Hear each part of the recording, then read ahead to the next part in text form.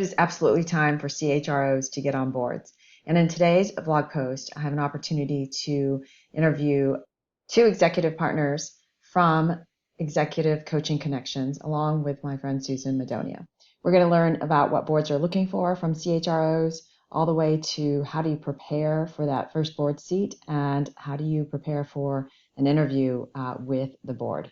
And if you stay to the end, you'll hear some sage advice about how to handle a situation where the board and the CEO perhaps doesn't agree and how you can stay out of the middle of that. All right, here we go.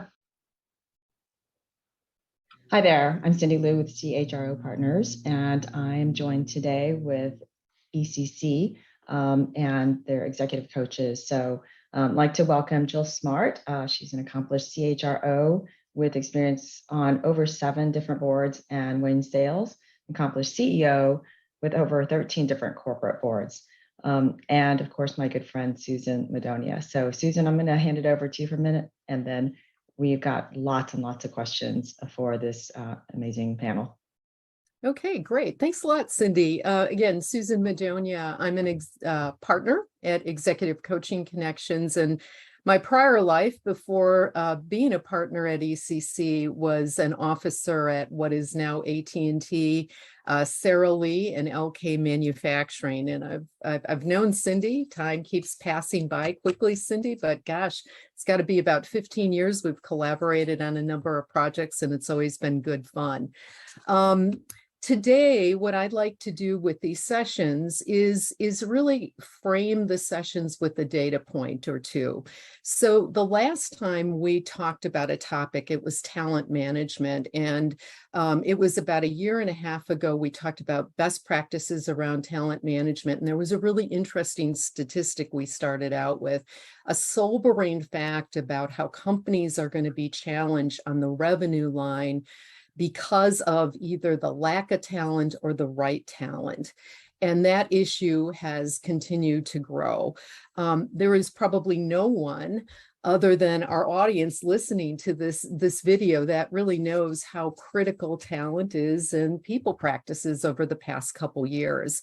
And what really is interesting is that corporate boards still have a fairly limited depth when it comes to HR professionals on board, depth and bench for that skill set. So here's the good news. The really good news is the National Association of Corporate Directors did some analysis and found out that the board members with deep HR background has actually doubled over the past 3 years. It went from 6% to 11%. So that's great news.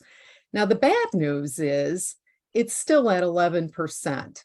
So there's room in this area, we really believe. Now, another very fascinating data point that we can all kind of get our heads wrapped around is the Conference Board in 2001 surveyed CEOs around the globe and asked them specifically, what is the biggest internal obstacle that you are facing as a leader of your organization and your leadership team? The number one identifiable area was lack and quality of talent. And Fortune put out an article that actually supported that data that the Conference Board highlighted. Now, you might be wondering, so what was number one? What was the number one issue? And that was managing through COVID, which we all are familiar with. So with all that said, interesting topic, interesting statistics. I'd like to ask Jill and Wayne to introduce themselves. I think you're going to find their backgrounds remarkable, and they're going to share their personal insights on the growing need for CHROs on boards. So with that said, Jill, I'm going to hand it over to you, and if you can do an introduction, and really appreciate it. Thanks. No problem. So yes, I'm Jill Smart. I'm currently the president of the National Academy of Human Resources, which is an organization which recognizes as fellows those who have significantly contributed to the profession. And our organization is all about giving back. So we have classes for CHROs, for number 2s in HR, scholarships, a number of other things. I'm also on 5 boards right now. 3 of them are public. One is PE owned and one is private. I've been on 2 other boards. One was a PE owned, and when it was sold, they dismantled the board and the new PE firm chose to not have a new board. And then the second one is a private one that I chose to roll off of because I was joining another one. Prior to this, I was at Accenture for almost 34 years. I grew up in our consulting practice. And then the last 10 years of my career, I was the firm's chief HR officer. So that's a little bit about me. Wayne, how about you? A little bit about myself.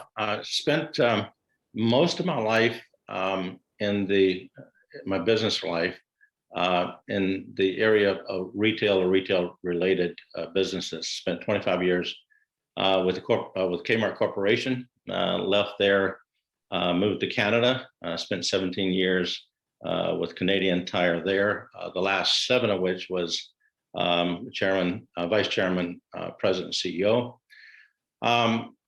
When I turned 55, I wanted to have a little different view of life. And so I told the board I was not re-upping, and frankly, didn't want to assume a CEO role again. And so I started a consulting business, did a lot of work with private equity firms, and then began to join a number of boards. It's been on 13 different very large, public company boards. Have been on boards of private equity companies, philanthropic boards, foundation boards, and I really enjoyed the board work because I found that no 2 boards are the same. I get to affiliate with a lot of very interesting people. Along the way, I found myself in a position where I ended up CEO of SuperValue. I was chairman of SuperValue, and the CEO didn't work out, so the board asked me to step in, which I did. And then later on, I was doing some work with KKR on a company up in Appleton, Wisconsin. And I co-invested with them and was on the board there. CEO left, and they asked me to step in as interim CEO there. So ended up as CEO, 2 more times. As I began to settle down and found a startup private equity firm called Butterfly out of Beverly Hills, California, which we are focused on the food vertical. And so I'm an operating partner there, and currently on 3 of the portfolio company boards. Impressive, both of you. I'm curious what your thoughts are on just what our board's looking for from CHROs. What kind of, experiences are they looking for? You want me to start? Yeah, go ahead, Jill. Yeah. Well, I would say one other good thing that Susan had mentioned about, that talent is such an important topic.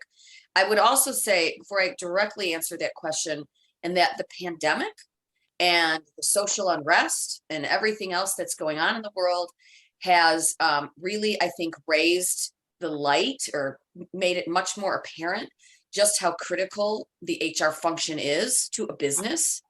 And I think boards and CEOs really came to see what a highly functioning strategic HR leader and team can do for the bottom line of the business, right? And so I think that will help boards realize that they really need that representation on their board. And I would say, what they're looking for is either what boards that have had CHROs on their boards have looked for, right? Or what the ones that haven't are realizing. And it's all about the talent game, right? But it's strategic talent. And so not just, how do I hire? How do I retain? It's really figuring out what you need and where you can find it, and new sources of talent because, we're not getting the talent that we need from more typical sources. But I would say it's very much a strategic partner, right, on the talent, the whole talent agenda, not just the transactional focus on the HR function, right? That there's not a lot of need for that in the board room, but it's the strategic component of the makeup of your talent that the board, I think, needs a partner of. The board also needs, other key things that HR does at that table is CEO succession. And I think also during COVID, it became very clear that if you don't have, your CEO succession plan done, like on the first day that the new CEO comes in, you better get started on it, right? Because you just don't know absolutely what's going to happen. And around compensation. So those are some of the more, I think, typical things that the board could use. And I think the last thing I'll say is that if I'm a CHRO for a company, I want a CHRO on my board, right? I shouldn't be threatened by that, right? Just like the CEO shouldn't be threatened by other CEOs on the board or CFOs, because, that board is there for strategic advice and oversight, et cetera, not to run the company. So I find that the boards I'm on, all of them except one, but now that's changed. The CHRO very much, uses me and relies on me outside the boardroom to advise them. Yeah, absolutely. I think that is a great point. And not having one, then you don't have an advocate on the board who is also helping to educate the board. So absolutely. Thanks for that, Jill. Wayne, what about from your perspective? Yeah, as I think about this, Susan pointed out the results of a recent survey and how CEOs felt about talent management, access to talent, and so forth. I don't think this answer has changed. Now, I would agree with Jill that since the pandemic, there has been a fundamental shift in terms of how talent is viewing, employment with different companies and what talent wants, and talent really has a bit more power and influence today, if you will. So when I sit back and think about this age-old question, I think that there has historically been a disconnect of what a lot of CEOs say in terms of talent assessment, talent development, and what do they actually talk about when they get into the boardroom. My philosophy is that that there is not a one-size-fits-all makeup of a board. But I do think that when you sit back and think about some of the fundamental or foundational skill sets you need around the boardroom table, typically, CEOs want successful CEOs of other companies. They certainly want, experienced CFOs, to help. And typically, these CFOs would chair audit committees. I think that one of the foundational and basic roles, should be a CHRO. And if I'm on a board and we have an experienced, highly accomplished CHRO, things that I would look for, first of all, I would probably expect them to chair the Human Resource and Compensation Committee. Someone who has subject matter expertise in terms of HR policies and practices, someone who has proven success around talent assessment, talent development, things like not only just CEO succession, but succession of the top, executive leadership team within an organization to ensure that we have, a deep and wide bench strength within an organization. I would be looking at, someone who is very accomplished in understanding, compensation. There is no greater lightning rod for public companies and shareholders than executive compensation. Someone who can work with the corporate HR, comp individuals and working with them and leading the comp and HR committees. Someone who can look at strategy and begin to beg the questions around, so how does this strategy impact structure? And then how does that lead to talent in terms of execution of strategies?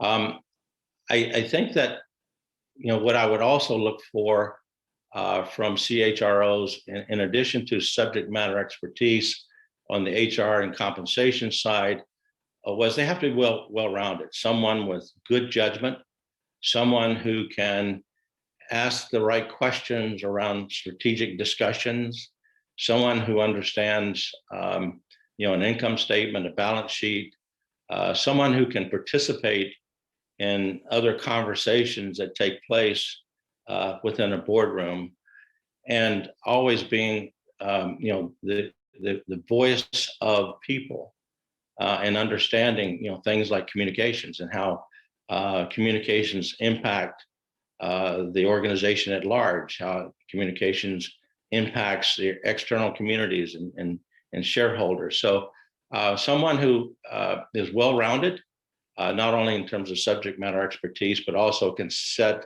with highly accomplished executives and colleague directors and contribute. That's great. If I could, can I make one comment? Yeah. Because Wayne, I think you bring up a really good point, and how I would also describe it is you need to have a point of view. You need to bring a point of view, and not just about HR matters, right? And so I think that's really important what you brought out. Yeah, that's a great point, Jill, and like the way you say that. In fact, we've seen trends with our members that get to sit on board meetings. Maybe they're not even at the board yet, but they're seeing their board members wanting to know so much more than just about compensation and CEO succession. In fact, it's interesting because you probably recognize this document, Jill. We had the chief legal officer of Jacobs come and speak to us about their ESG program. And she highlighted, she actually used your document, and she's like, like all of this is about human capital, right? So there is just a lot going on these days for boards. So other than the knowledge, right, and some of the soft skills, how much is it knowledge versus connections? I'm going to start with you, Wayne, first. And Jill, I'll be curious from your perspective, since you weren't a CEO, right? Well, I take a little bit different view in terms of, connections are very important. Knowledge is extremely important. But for me, it's all about building your brand. It's about not just having achieved the title of CHRO or CPO. It is, what have you done? What can you clearly demonstrate are your key accomplishments as an individual?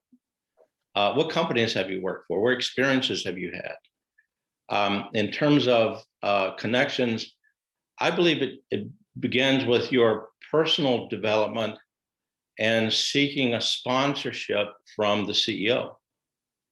It's seeking a sponsorship from the board when the CEO sits around and talks about the executive leadership team and comes to the CHRO and begins to talk about their personal development. One of the items that I hope would be on there would be the importance of having a CHRO on boards, and secondly, how can the CEO and the directors help in assisting the CHRO in terms of building their brand, and secondly, outreaching in terms of their connections to the various boards that they're on. One of the things that's often overlooked, that I would dare say that the vast majority of board appointments are done through human resource search firms. Mm-hmm. And so, certainly HR executives should be front and center with the well-known search firms throughout the U.S. And not only should they be working in terms of talent acquisition with these search firms, they should be pitching themselves. They should be talking to these search firms about their views in terms of the importance of CHRO contribution, to boards, and why they are, looking for board appointments and what they could bring to a board. And and having their portfolio, if you will, their profile, and what does their brand stand for.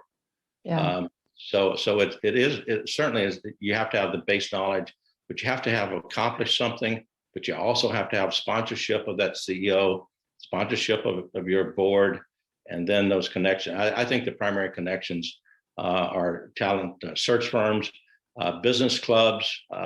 Anytime you accomplished CHRO gets up and talks and speaks at business conferences and so forth, it's out there promoting and marketing their brand. Yeah, Wayne, what you're saying is so right on. I just attended a Women on Boards 50/50 conference here in Dallas, and some of the same things were said. And it's the search firms, but it's also you have to build your brand way before you need to. Right. Jill, from your perspective, having been a CHRO. Yeah, so I agree with everything Wayne said, of course, and I would just word it a little bit differently, because I have seen people try to build their brand when it's more about marketing themselves, right? Versus having accomplishments that are so noteworthy that they speak for themselves, but they're not going to, right? So you need to make sure that those accomplishments are known, but not in a way, because you don't want it to be like you are just in complete sales mode for yourself. Right. Because that can be frowned upon if it's too over the top, like too self-promoting. And, and I've seen that happen. And so I think it's the building your brand, the baseline of your brand. So I agree with the statement, but the baseline of your brand has to be what you've accomplished, the impact that you have had at the organizations you've worked at the organizations you volunteer at the people the impact on the people that you work with. And so I also agree with the search firms, although most of my boards didn't come through search firms. But what I did was, when you're working with a search firm as a CHRO, the search firms have different people that work to fill board spots than they do, CEOs, CFOs, CMOs, et cetera. So it's important that whoever the CHRO is working with at the search firm, they ask them to be introduced to the leaders of the board search practice, even if they're not working directly with them for their board. So I think that's really important. I would say for me personally, I got two of mine through a search firm, and then the other ones were all through connections, either Anderson Consulting or Accenture partners that then recommend, they might have been at a PE firm, they recommended me to someone. But while the network part is right, I hope to believe that the reason they recommended me was because of what they know I accomplished. So that's why I go back the impact you've had is important. And then I would say the second thing is, the good thing when it comes to people that you've worked with or worked for is they also know your interpersonal style. And different boards have different styles, if you will. There's very different dynamics on different boards, right? And so you want to make sure as an individual, I want to make sure that I'm good with the dynamics of the boards I'm on, right? And I'm not saying it has to always be collegial, but it has to be respectful. And they have to be open to different points of view. And not all boards are like that. And so I also think what was important for me is that I need to be on boards that really want to do the right thing. Now you might say, well, why does a board not want to do a right thing? Okay. There are issues that come up. Most of them tend to be related to people, right? That you can't hide from. And I think you have to be really proactive, to be consistent in the actions that the company takes. And you got to know how transparent, or what do you need to be transparent with to the board, and what doesn't really need to go to the board. And so just kind of setting that type of culture is important. So it's not just your own accomplishments and your networks, it's making sure that it's a good fit. But you also don't want everybody to be the same on a board, right? You want the different kinds of relationships. Well, yeah, and especially if you are currently a sitting CHRO, you probably don't have more time, more than one or two boards that you can actually sit on. So tell me, how do you vet that, Jill? Like, how do you vet that a board wants to do the right thing? Yeah, well, so a couple of points. So one on, sitting CHRO. So at Accenture, we were not allowed to be on for-profit boards at all, which really doesn't, I mean, it totally makes sense because any company could either be a client of ours or a potential client of ours. So it would always be, a conflict of interest. I mean, even for smaller companies. And so I didn't join a board until literally the day I retired from Accenture, I got a call. So they were waiting for me, which was very nice, right? Because they knew I couldn't be on a board before that. So I think it's, you can dig around, in so many places now and read about companies and what they do and how they handle issues, how they handle labor issues, how they handle ESG issues, right? And have they gone out there and set goals for themselves around some of these things? Are they transparent about their goals? Are they in the news a lot because their sales incentive programs are incenting bad behavior, right? So there's in today's world, it's really pretty easy. And then the other thing I did was when I was joining my first PE owned board, I had never worked with a PE company before. And to be honest, I was a little nervous about it, right? You might hear they're only worried about the money. They don't worry about talent. And so fortunately, I knew people that actually worked at the PE firm that had approached me for one of their companies. And they got glowing I got glowing, feedback about how great they all were to work with. And I'll tell you what, for the other firms that were PE, one of them's gone public now. The PE firms that own or have some ownership of the boards I've been on have been great to work with. So, I wouldn't rule it out. Some people only want to be in a public company. And I'll tell you, I would definitely look at public, private, and PE owned. So that is a great point, because I do think there's so many, it's a very limited number of, private company boards, and they may want CHROs who've been at public companies. And there's a lot of private equity backed firms. So how do you even go about doing that? If you were a CHRO and you've never been on a board before, how would you build those relationships? Both of you have been involved with PE firms, but do you go to the operating partners? I know you want to build your brand along the way and you want people to refer you, but let's say you want to get an early start and start to build those relationships. Do you want to tackle that one, Wayne, with like how you do at Butterfly? Yeah, well, we typically use internal LPs, limited partners, make up most of the board.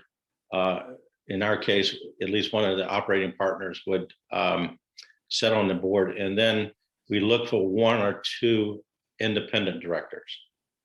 And so and we would search for these directors either through people that the partners would know. So if you're CHRO, getting to know the limited partners is very important. Or occasionally we will go out to a search firm and develop a spec in terms of what we need in terms of complementing the operating partners and limited partners from an independent director perspective. Frankly, I think it's more difficult getting on a private equity board. Mm-hmm. Most of them are through connections. If you're sitting CHRO, I would caution you not to take on more than one board. In fact, my personal belief is no sitting CEO should be on more than one board because they have kind of a full-time job. And so this first board is very important in terms of doing your research. Anytime that I'm being interviewed for a potential board seat, I'm doing more interviewing than they are, because be careful what you ask for in terms of sitting on the board. Don't end up your first board of a company that's in deep trouble, and all of a sudden it's taking up a lot more time than what you initially figured. And secondly, it doesn't help with your personal reputation if this company is failing or eventually, ends up bankrupt. So it really, you taking the position of interviewing them, doing the research in terms of who's currently on the board, who's the CEO, try to understand through your research and questioning what type of culture. I think Jill's 100% right. There's no two boards that are the same. The cultures are different, but trying to make sure that not only are you a fit for their board, but their board is a fit for you. That's sage advice. Yeah, that first one. The first one. Sorry. Go ahead. I was going to say, just to On launch. the boards, for the ones that I've been a part of, the independent directors were about a third. So more than just one or two, they were about a third of it. And the ones I've been on, well, one of them, there was only one PE firm that was invested. I'm on another one that has three firms, three PE. So like they each get, one or two directors. And then, and actually for one of my boards, I hold one of the PE firm's seats, right? Because they didn't have any, there was a partner from Accenture that recommended me. It's a professional services firm. So they wanted someone that, had been in professional services and knew the talent piece. And so, that's pretty big shoes to fill for me. Like I need to make sure that if I'm actually holding one of their seats and I'm not part of that PE firm, boy, I better really be, doing a good job. So it's really important, I think, that you fulfill that. And it is true. I mean, I've had to turn down a couple of boards lately that, boy, I didn't want to turn down. Because especially with the PE firms, they call me all the time now. Okay, we just bought another company. This company, we want you to sit on this one too. It's another professional services. And they're just all so interesting. And I would love to, but, being on a board is a lot of work if you do it right. I'm on an audit committee. I'm the chair of a comp committee. I'm on other comp committees. And, I do a lot of pre-meeting meetings. So yeah, don't bite off more than you can chew, like Wayne said. Well, that's an enviable position, Jill. And I'm sure most people with the HR background would love to be turning away board seats. And I would add that being on a private equity board is very different from being on a public company board. Because as an independent director, I would tell you that not all the votes are the same on a PE firm board. You may have a vote, but the LPs and operating partners votes weigh more heavily than an independent vote. LPs are much more involved on a day-to-day basis with management of portfolio companies and have a tendency to make decisions outside of the boardroom. So sometimes you, as a director, you show up at a board meeting and wonder, so when was that decision made? And so if they forget to fill you in, and typically, at least in my case, our boards are much smaller, 5 to 7. We won't have anything greater than 7 versus public company boards, ideally 9 to 11. Yeah. One other thought on the PE firm, in terms of CHROs kind of breaking into that world. One thing to think about is there are a number of pretty high profile CHROs that have gone to work at PE firms. So one who was the CHRO at Unilever, he was at KKR for a while. Some from Accenture have gone to a number of them from Accenture's clients. One who was the CHRO at HP, she just moved over to a PE firm in New York. And so CHROs, and since these are very high profile CHROs who really tend to like to give back to the HR community. So I think CHROs should, do some homework and see if they know any of the CHROs that have gone to PE firms. Some of them have gone to PE firms as the CHRO, kind of as their kind of last CHRO role. Some actually go, like I've been approached to join several with my role being to help assess talent in the companies that they're looking to invest in. right? And so CHROs have gone to PE firms to do that, since that's kind of what one of the things we do for a living. So they should scout around and see if they can find some at those firms and, you know, introduce themselves if they don't know them.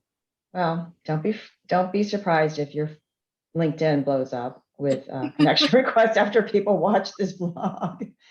So they're going to be like, well, whatever you don't want, you know, your leftovers, we'll be happy to take a look at. Well, speaking of private equity firms, it occurs to me that, and correct me if I'm wrong, because you guys are probably more involved with NACD, but it seems like that education is really focused on public company boards. How would you tell somebody to prepare for a private equity firm board? I think some of the suggestions you just made, Jill, were good as well, but are there organizations that you might suggest other than NACD?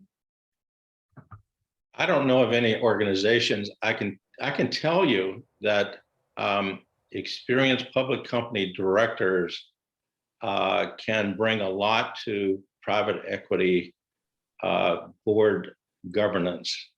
And like I said, PE boards are quite different. They don't have all the same committees. They have a audit committee, and some of them have comp committees. Typically, they don't have governance committees.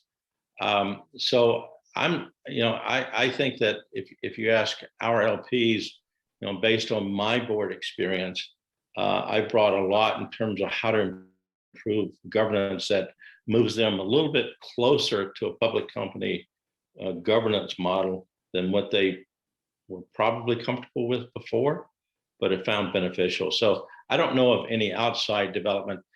And to be frank with you, as a first-time board, I would recommend public company versus private. Okay. Because you miss a lot. You don't get the full smorgasbord, if you will, in a PE board as you do in a public company, Right. from a Thanks, governance Wayne. perspective. Jill, what's your perspective on that? I'm not, I have a different perspective. I think that, my first board was a PE owned board. My second board was a public board. And I don't think I was at a disadvantage, because my first one wasn't public, because they are very different. So I kind of felt like I got my feet wet in understanding some of the cadence of, of being on a board. And then the public board had so much more, with it, with, all the rules and regulations and compliance and everything else. So I just, but for me, remember, I was at a public company, interacting with the board for a long time, as a CHRO for 10 years, with the comp committee and whatnot. So I think that probably helped me. Versus if you're a CHRO who's not at a public company, I actually think it would be harder to have your first board be a public company. Okay. This question is for Wayne. You've been on 13 different corporate boards, and over how many years now have you been on boards? Probably 35. Yeah. How have you seen sort of the human capital conversation change over the years? Well, I think that, certainly the policies, HR policies, certainly have evolved and developed at warp speed. The compensation structures and policies, going back with Enron with the, things like the option discussion and expensing and not expensing options. And certainly with shareholder having a say in terms of say on pay. So I think that it's evolved. I think it's gotten a lot more professional, and I think the importance has been magnified. I think Jill is absolutely right in terms of what there's been a transformational change since COVID. In terms of how we work, you get to push back in terms of in office, out of office, policies such as this. So it's really been on a fast track from a people perspective, from a compensation perspective, and expectations of both the corporations and talent themselves. Okay. And then just curious, you've been on so many different boards, I'm sure your phone rings quite a bit. What would pique your interest to accept another board seat? I've been and continue to be a lifelong student of why great companies ultimately fail. Mm. And I have a simple philosophy, is that when you look at each one of them from a consumer's lens, while every company should evolve and transform themselves based on consumer behavior, technology, and so forth, the value propositions or their original strategies should remain in place. And when I see companies fail, it's typically what I find is they get off strategy. Certainly, my personal experience with Kmart, I know exactly when they began to lose the war, is when they lost their, when they forgot about their strategy. They got off strategy. A company like Bed Bath & Beyond, you look at walk in their stores today, and they're fundamentally different than they were in 80s and 90s in terms of what was their core strategy. And so a company that is off course in terms of off strategy would be one that I would be interested in, because I think it could add value there. You like a challenge. All right. And Jill, having served on 7 boards now, what advice would you have? And you addressed some of this earlier with sort of building your brand early, but what advice do you have in terms of really nurturing those networks, those people who could potentially refer you to board seats? I mean, people get so busy that sometimes people aren't great at networking unless they're looking for a job, right? Or when they actually are looking for a board seat. How did you juggle that? Well, I think one of the things is to look at groups you belong to. So here in Chicago, there's actually an organization called the Chicago Network, and it's a network of women. It's only women. It's by invite only. It's from women from all different industries. You have to be, very, very senior. You have to be like the most senior person in your company in Chicago to be invited. And groups like that are great because, and what I did right away when I joined the group was I volunteered to be on some committees, right? Because when you're in a group like that, and the only time you're ever with them is if you're at a lunch where you're only talking to the person next to you, or you're at a cocktail party, or you're at, an art exhibit or whatever it is, or you choose to be mentored or be a mentor, that's one person. And I find in organizations like that, volunteering to actually do something other than just attend is a really good way to meet people. And in fact, a couple of the boards that I haven't been able to join, came through that because they get to know you and they get to know what you've accomplished and they get to know, the company that you're with, et cetera. And so I do that. And then same thing kind of with my nonprofit boards. I'm on a board of a theater here in Chicago, and I don't just, write a check and go to the board meetings, right? I've helped them with some labor negotiations. I've helped them with diversity and inclusion. And so, and the people on those boards are also very, very well connected. So I think it's about just building relationships over time, not necessarily when you're looking for a new job or a board, right? Because then if you have had those interactions with people, it's super easy to call them when you are looking and they're going to answer the phone versus, I answer the phone, when someone reaches out to me, no matter what. But if it's people that I've had some kind of interaction with, or if anybody from the University of Illinois calls, I always pick up my phone. So, so it's really, using those kinds of experiences beforehand. Okay. So one more for you, Jill, and this is actually just came up. One of our members got a call to interview for a public company board. It's a bank. And she's never been on a board before. What advice would you have for her to prepare? Read their proxy, go get all their filings, listen to their earnings call, if you can before it. And there's so much you can find out, through Google these days, right? Read everything you can. I would also look at the current board members and what companies do they come from and what are those companies like? Are they companies that all have really good reputation? Are there companies that don't have a good reputation? Are there companies that have, gone bankrupt? I mean, how often have they moved around, because moving around a lot sometimes can, and if they have, like, why? I would look at the stability of the leadership team. I always like to go to the website and look at the photos and see how diverse the leadership team is. Or lack of diversity, and the board.